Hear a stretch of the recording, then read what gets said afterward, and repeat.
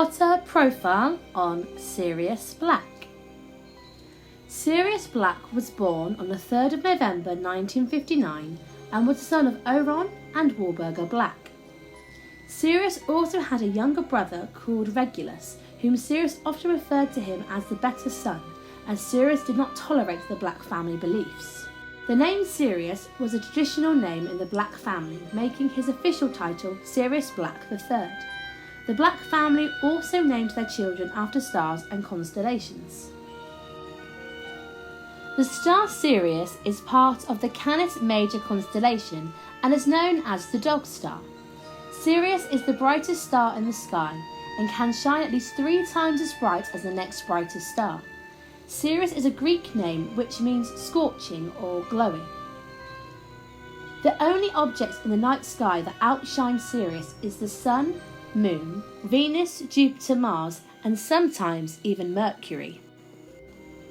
The Black family have always upheld strong beliefs in pure blood elitism. Traditionally, the Black family never associated themselves with Muggles, Muggle-borns, blood traitors, and squibs, even if the squib came from their own bloodline, which is exactly what happened to Sirius's great-uncle. The Black family was so obsessed about keeping the pure blood class alive, they were sometimes forced to marry their own cousins. Sirius rejected these beliefs and began to hate most of his relatives, especially his mother, Warburger, and his cousin, Bellatrix Lestrange.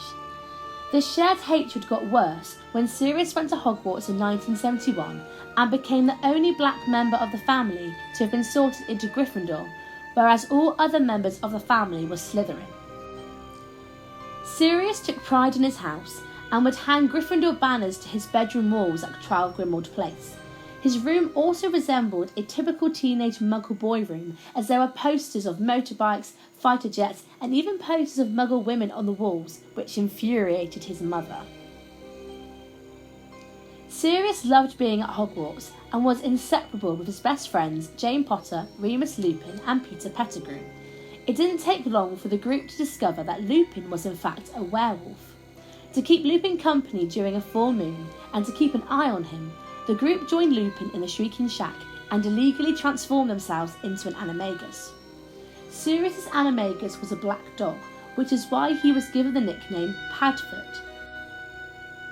The gang called themselves the Marauders and soon created the Marauders map, where they could see where everyone was inside of the Hogwarts castle, which made it easier for the gang to sneak out of the castle without being caught by the teachers. Although Sirius would often say he was an idiot while he was at Hogwarts, both him and James were very popular at school and were respected by his teachers. Sirius was adored by all the girls because of his bad boy attitude, and because he was not interested in their advances, he ignored them, which made the girls like him more. Many of the professors at Hogwarts would say that James and Sirius were definitely practical jokers.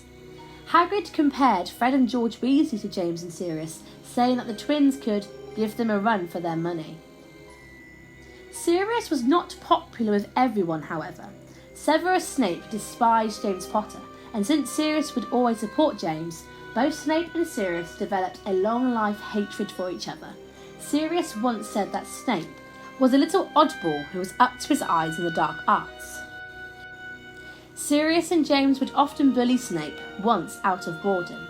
Although Sirius later admitted that he does not approve of his behaviour at school, he stated that himself and James were arrogant little Burks. James and Sirius did stop their actions against Snape, but they never apologised for what they did, apart from one occasion when they were confronted by Lily Evans. While in his 5th year, Sirius told Snape how to enter the tunnel under the Whomping Willow on a full moon, because Snape had noticed the Marauders on numerous occasions disappearing off towards the Whomping Willow. Sirius purposely didn't inform Snape that Lupin would be in the Shrinking Shack in his werewolf form, which made him highly dangerous. This resulted in James saving Snape's life, which meant Snape had a life debt to James. A life debt is a magical bond which is formed when a witch or wizard saves another's life. This means that one day Snape would be obliged to repay James back for saving his life. As this is a magical bond, Snape has no choice in the matter, which added to his resentment towards Sirius.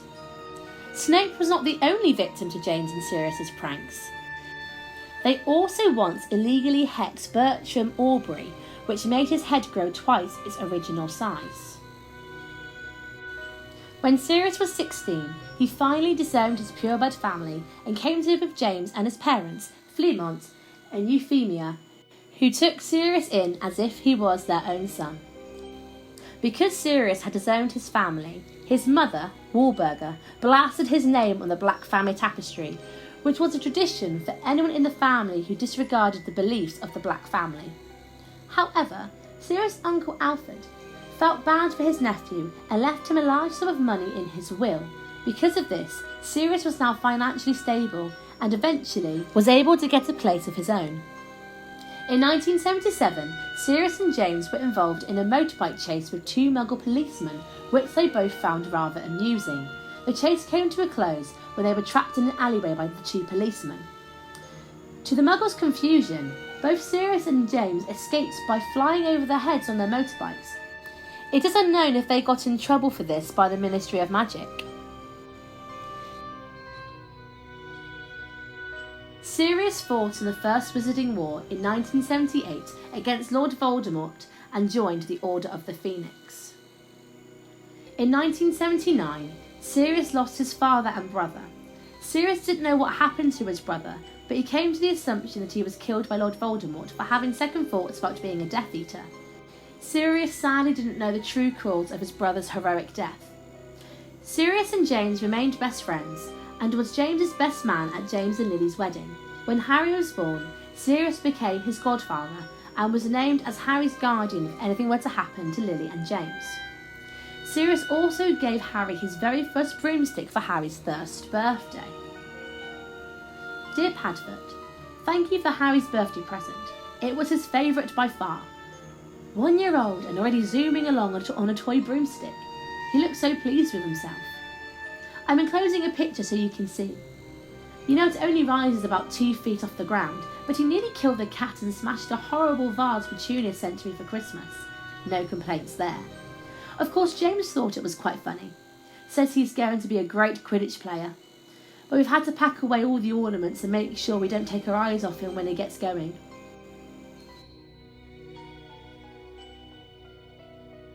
During the war, Sirius found it hard to trust those around him due to the terror of Lord Voldemort and the threat he posed to the wizarding community. By 1981, Sirius stopped trusting one of his best friends, Remus Lupin, and was paranoid he was a spy. However, he trusted Peter Pettigrew, a trust he later regrets for the rest of his life. In 1981, the Potters and the Longbottoms were known targets of Lord Voldemort. The Potters were advised by Dumbledore to use the Fidelius charm on their chosen hidden location. James was very clear he wanted Sirius to be the secret keeper, as he knew Sirius would rather die than let Voldemort get to him and his family. Sirius, however, believed he was an obvious choice, and instead suggested that Peter become their secret keeper and use himself as a decoy.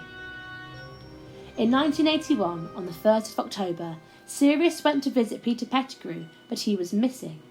Realising something was wrong, as there was no sign of struggle in his location, he quickly went to Godric's Hollow to find his best friends have already been killed, apart from Harry. Soon, Rubeus Hagrid arrived to fulfil his orders from Dumbledore to take Harry to live with the Dursleys, who were his only living relatives. Sirius wanted to look after Harry himself, as he's his godfather, and James made Sirius Harry's guardian if anything happened to him and Lily. Hagrid told Sirius about Dumbledore's arrangement with Lily's sister Petunia, and after a small argument, Sirius let Hagrid take Harry to the Dursleys and gave Hagrid his motorbike so he could deliver Harry safely. Sirius was so angry with Peter for betraying his friends that he tracked him down and was determined to avenge the death of his best friends. However, Sirius didn't expect Peter to outsmart him. When he was confronted by Sirius, Peter yelled out that Sirius had betrayed Lily and James to Voldemort, and then used the blasting curse to explode up the street they were on, which consequently killed 12 Muggles.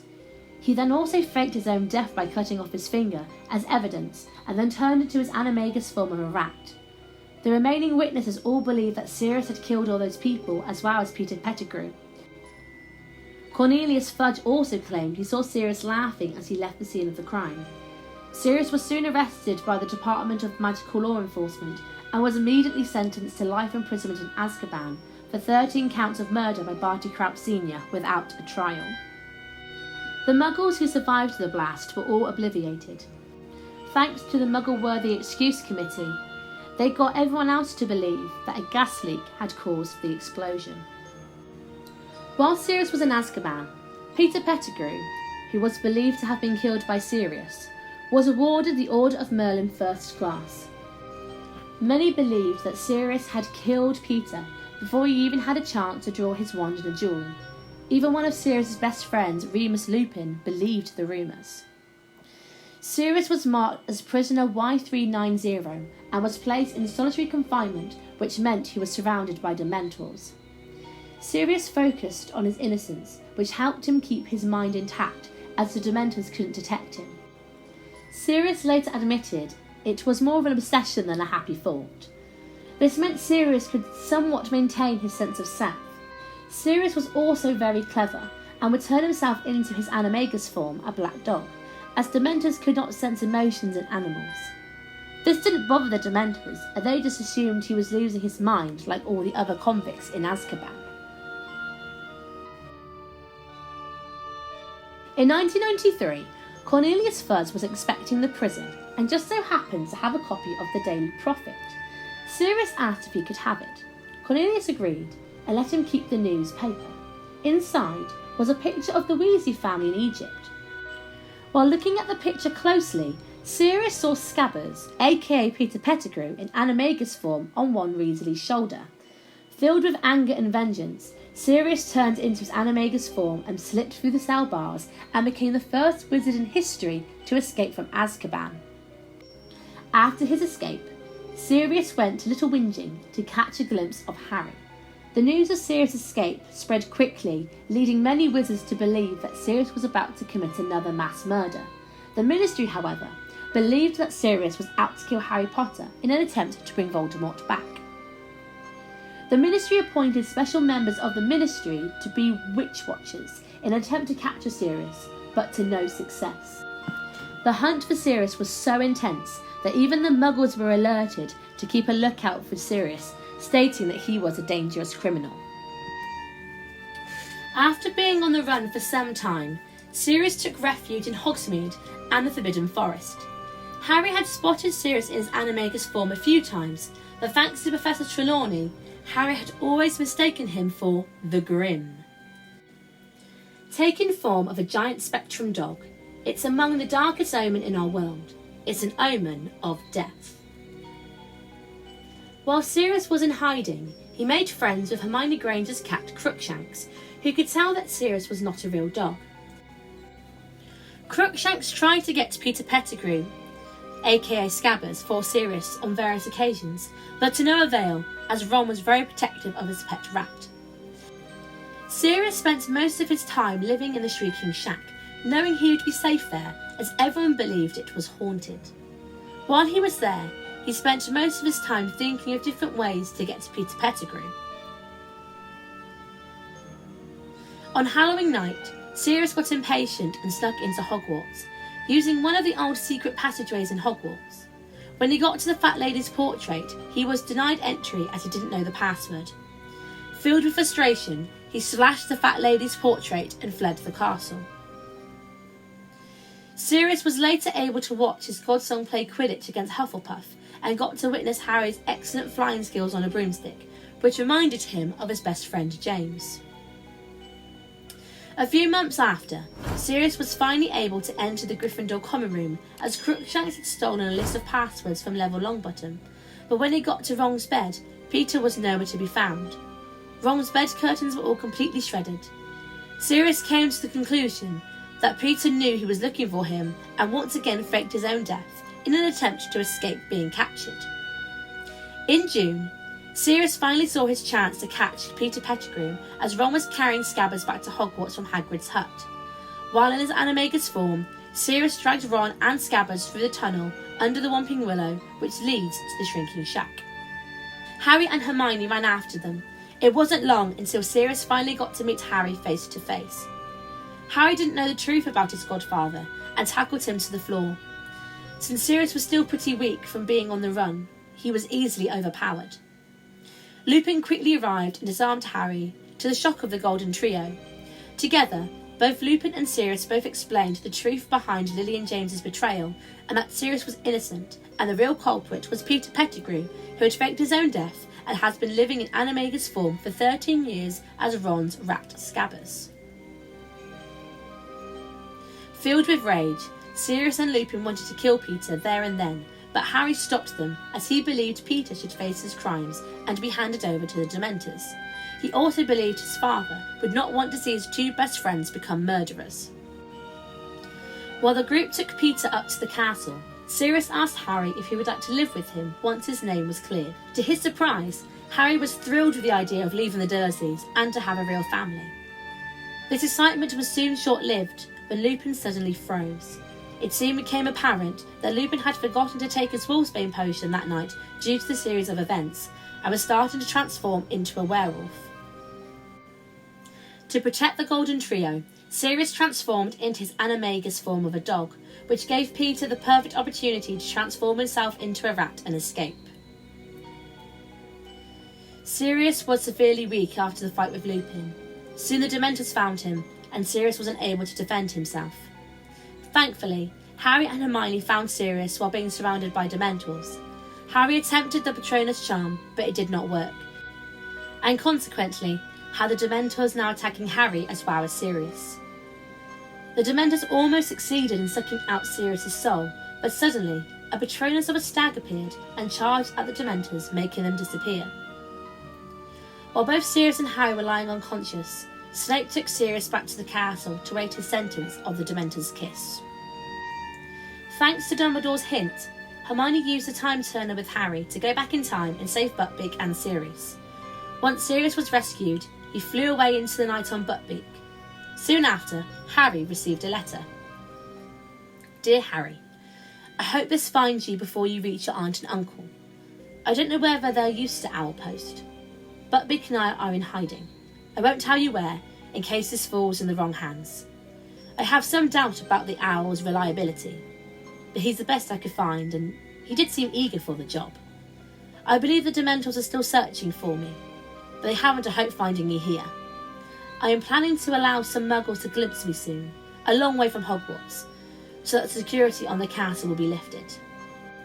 There is something I never got around to telling you during our brief meeting. It was I who sent you the firebolt. Crookshanks took the order to the Owl office for me. I used your name, but told him to take the gold from Gringotts Vault number 711, my own. Please consider it a 13th birthday worth of presents from your godfather. I would also like to apologise for the fright I think I gave you that night last year when you left your uncle's house. I'd only hoped to get a glimpse of you before starting my journey north, but I think the sight of me alarmed you. I am enclosing something else for you, which I think will make your next year at Hogwarts more enjoyable.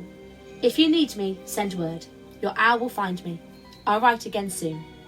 Sirius. The enclosed piece of parchment read: I, Sirius Black, Harry Potter's godfather, hereby give permission to visit Hogsmeade on the weekends. P.S. I thought your friend Ron might like to keep this owl, as it's my fault he no longer has a rat.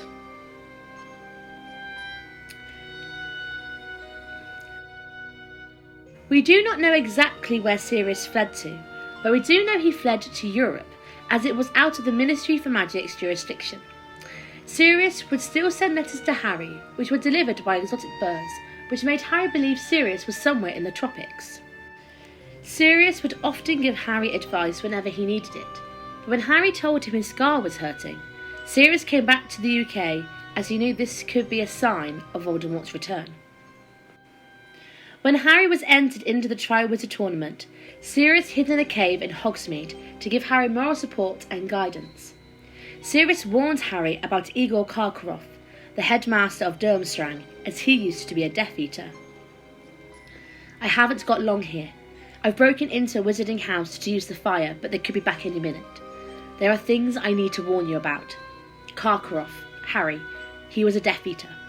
You know what Death Eaters are, don't you? Yes, What?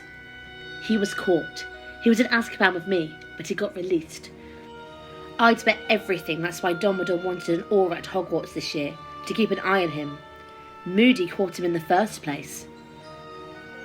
Karkaroff got released. He had a deal with the Ministry of Magic. He said he'd seen the error of his ways, and then he named names.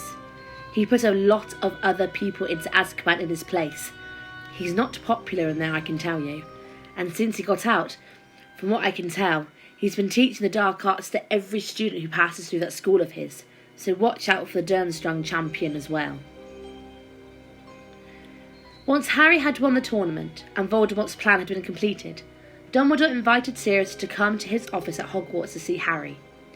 Sirius wanted Harry to rest, but Dumbledore refused, as it was important to know exactly what had happened in the graveyard. Harry went through the events that took place.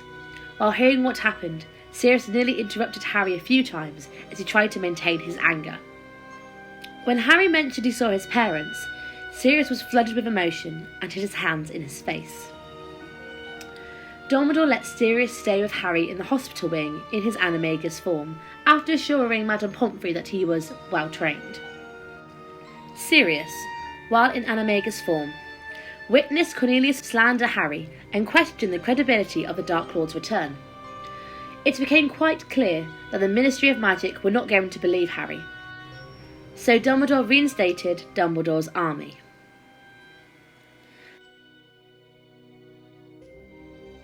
Dumbledore needed all of the members to be reunited and asked Sirius and Snape to come to terms with one another, which they both found very difficult. Sirius also frightened Molly Weasley during the First Order meeting, as she still believed he was a murderer. Dumbledore gave Sirius a mission to retrieve old members of the Order, Remus Lupin, Arabella Figg, and Mundungus Fletcher. Sirius donated 12 Grimmauld Place to the Order to be the new headquarters, but Sirius was still wanted man and was not allowed to leave the house, which made him feel useless. Sirius did, however, accompany Harry in his animagus form to Platform 9 3/4, where they were spotted by Draco Malfoy. When Harry went back to Hogwarts, Sirius communicated with him via owls and the Flu Network, which nearly got him caught by Dolores Umbridge. In Harry's 5th year, members of the Order started to question Sirius's ability to parent Harry, and insinuated that Sirius treated Harry as if he was James instead of being a father figure. While Dolores Umbridge was in control of Hogwarts, Sirius encouraged Harry to stand up against her stupid rules and regulations, and loved the idea of Dumbledore's army, which concerned Hermione as she believed Sirius was starting to live through them. Sirius was always willing to answer any questions Harry had about the history of the Order of the Phoenix, and of course about Lord Voldemort himself, despite the Order believing Harry was too young to know all of this information. When Dumbledore asked Snape to give Harry occlumency lessons, Sirius told Harry to contact him if Snape started to give him a hard time. Sirius hated not being able to go on missions like the other members of the Order, and felt as if he was yet in another prison. He soon fell into a very deep depression. Sirius stopped shaving and changing his clothes. He also started drinking excessively, as he had a Mundungus-like whiff of stale drink about him. But when Arthur was attacked in the Ministry of Magic by Nagini, the Weasleys and Harry stayed at 12 Grimmauld Place for the holidays, as it was close by to St Mungo's Hospital.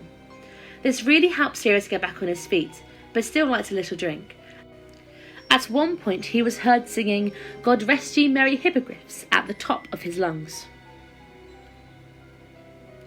Later that year, Sirius and members of the Order received a message from Snape that Harry had seen a vision of Voldemort torturing Sirius in the Department of Mysteries.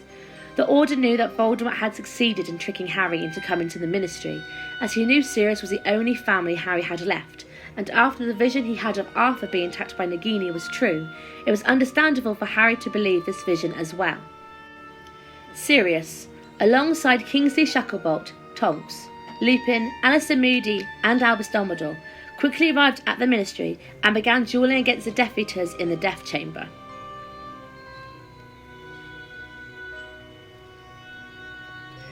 Only one couple were still battling, apparently unaware of the new arrival.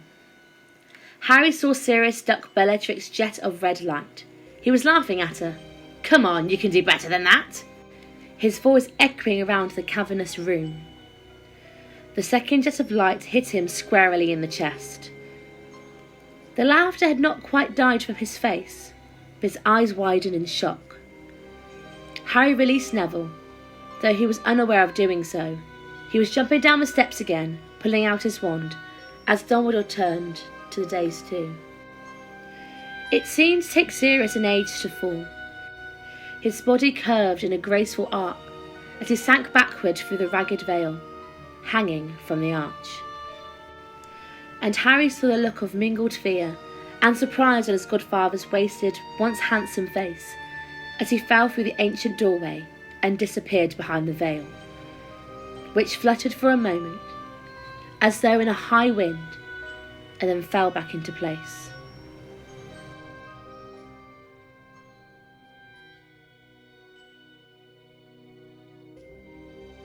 Harry heard Bellatrix Lestrange's triumphant scream, but knew it meant nothing. Sirius had just only fallen through the archway. He would reappear from the other side any second. But Sirius did not reappear. "Sirius!" Harry yelled. "Sirius!" He had reached the floor, his breath coming in searing gasps. Sirius must just be behind the curtain. Harry would pull him back out again. But as he reached the ground and sprinted towards the dais, Lupin grabbed Harry around the chest, holding him back. "There's nothing you can do, Harry." "Get him! Save him! He's only just gone through!" "It's too late, Harry." "We can still reach him!" Harry struggled hard and viciously, but Lupin would not let go. "There's nothing you can do, Harry." "Nothing. He's gone." After the battle at the Ministry of Magic, Cornelius Fudge saw Voldemort was back with his own eyes, and finally believed both Harry and Voldemort were telling the truth. Once the truth about Voldemort's return was out to the wizarding world, Dumbledore managed to convince the Ministry that Sirius was indeed an innocent man from the beginning, and the real criminal was in fact Peter Pettigrew. Sirius was finally pardoned. When Sirius died, so did the noble House of Black. As Sirius didn't have any children, Sirius left everything he had to Harry. In his will, he stated that Harry would inherit 12 Grimmauld Place, Buckbeak, Creature, and the entire Black family fortune. Harry decided to give 12 Grimmauld Place to the Order, so it could still be used as the Order's headquarters. Creature was sent to work at Hogwarts in the kitchens with Dobby, while Buckbeak was back into Hagrid's care under the nickname Witherwings. When Harry found the Resurrection Stone, he used it to summon his lost loved ones before he sacrificed himself to Voldemort. Sirius was one of the 4 spirits that appeared to him. Does it hurt? Dying? Not at all. Quicker and easier than falling asleep. After giving Harry some reassurance, Sirius promised him that they would all stay with him right to the very end. Once Harry was ready, he dropped the stone onto the ground, and all 4 spirits disappeared. When Harry became a father, he named his first child James Sirius Potter, in memory of his dad and beloved godfather.